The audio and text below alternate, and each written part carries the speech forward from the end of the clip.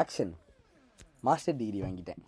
So இனிமேல் எல்லோரும் என்னை வந்து இல்லை வேணாம் கூப்பிட்டீங்கன்னா காமெடியாக இருக்கும். ஓகே, இந்த கொஷின் என்ன தெரியுமா? நம்ம 2 டெக்ஸ்ட் ஃபீல்டு வச்சுக்க போகிறோம்.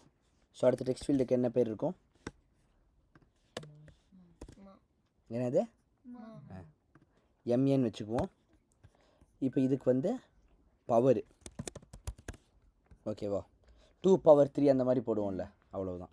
ஸோ இங்கே ஒரு நம்பர் போட்டுருவோம், பவர் இன்னொரு நம்பர் கொடுத்துட்டோம்னா அந்த பவருக்கு அது ரைஸ் ஆகணும், ஓகேவா. ஸோ இதை என்ன பண்ணலாம்? N1க்குள்ளே நம்ம கொடுத்த நம்பர் வந்துடும், N2வும் வேணும் இல்லையா? நான் என்ன பண்ணுறேன்னு புரியுது தானே? N11 வந்துருச்சு. இப்போ நான் என்ன பண்ணும், இங்கே என்ன பண்ணும், N22க்குள்ளே டபுள் ஆஃப் எம்ஏ. நம்ம இப்போ என்ன பண்ணோம், இதை இந்த பவருக்கு ரைஸ் பண்ணணும், ஓகேவா.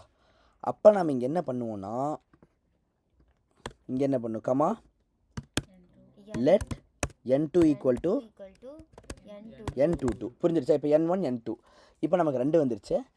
N2 பவர் N1 இதுதான் நம்ம பண்ண போகிறோம். என்ன பண்ண போகிறோம்? N2 power N1. அதுக்கு வந்து இவங்களே ஒன்று வச்சுருக்கிறாங்க, POWன்னு ஒன்று வச்சுருக்காங்க, ஓகேவா. N2, N1 கொடுத்துட்டோம்னா போதும், ஓகே. யாருக்கும் இன்னும் நான் என்ன பண்ணிகிட்ருக்கேன்னு புரியாமல் இருக்கிறவங்க யாரெல்லாம் கை தூக்குங்க. ஏதோ பண்ணிருக்கிறீங்க, எனக்கு என்ன பண்ணுறீங்கன்னே புரியல, ஃபுல்லாக கை தூக்குங்க. கமான், கண்டிப்பாக கொஞ்சம் பேர் இருப்பீங்க. 1 2 3. நவீன், உனக்கு புரியுதாடா? ஓகே. இதை மறைச்சிட்டா தெரியலடா, தெளிவாக தெரியலாம். இல்லை தெளிவாக தான் இருக்கிறான். இப்போ இதை என்ன பண்ணுறோன்னா, இதை நம்ம சிஎல் பண்ணிடுறோம், ஓகேவா. இவ்வளோ தான் ஆன்சரு, இவ்வளோ தான் முடிஞ்சது ப்ரோக்ராம், ஓகே. இப்போ நான் ரன் பண்ணி பார்த்தா உங்களுக்கு என்னென்னு தெரிஞ்சிடும். இப்போ நம்ம என்ன பண்ணுறோன்னா 5ன்னு கொடுத்துட்றோம், இங்கே வந்து 5ன்னு கொடுத்துறோம், இல்லை இங்கே 2 கொடுத்துடலாம்.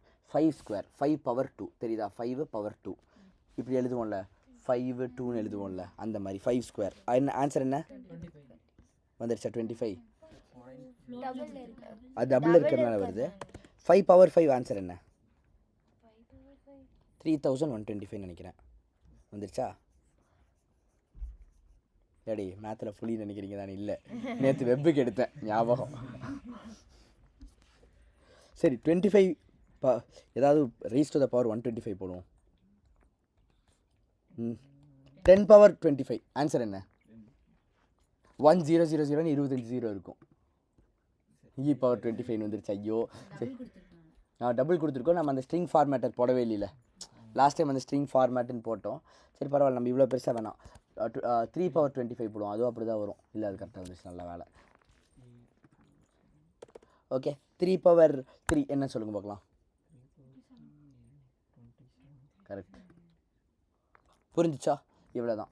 ஸோ இதுக்கு மட்டும் இதுலேயே அவுட்புட் ட்ரேஸ் பண்ணி காமிச்சிட்றேன் உங்களுக்கு. புரிஞ்சது தானே என்னன்ட்டு? சும்மா இந்த POW நீங்கள் பண்ணலாங்கிறதுக்காக இதை காமிச்சேன், வேறு எதுவும் கிடையாது. இந்த மாதிரி வந்துச்சுன்னா ஒன்றும் கிடையாது. 1க்கு அப்புறம் 25 zeros, இதுதான் இதோட கணக்கு. E + 25னா 1, அதுக்கப்புறம் 25 0 வருது. நம்ம எதோ அப்படி தானே கனெக்ட் பண்ணோம் இது பண்ணுறோம் அப்படின்னு தான் நினைக்கிறேன். அப்படியா? ஆமாம், 10 பவர் 25 கொடுத்துருந்தோம், கரெக்டாக. இப்போ புரிஞ்சிருச்சா இந்த E + என்னென்னு வருதுன்னு கால்குலேட்டரில்? இது இப்படி வச்சிருக்கிறதுனால தான் இந்த டபுள்னால ரொம்ப பெருசாக ஸ்டோர் பண்ண முடியுது. ஓகே, ஸோ ஃபர்ஸ்ட் நம்ம என்ன கொடுத்தோம் இந்த இடத்துல?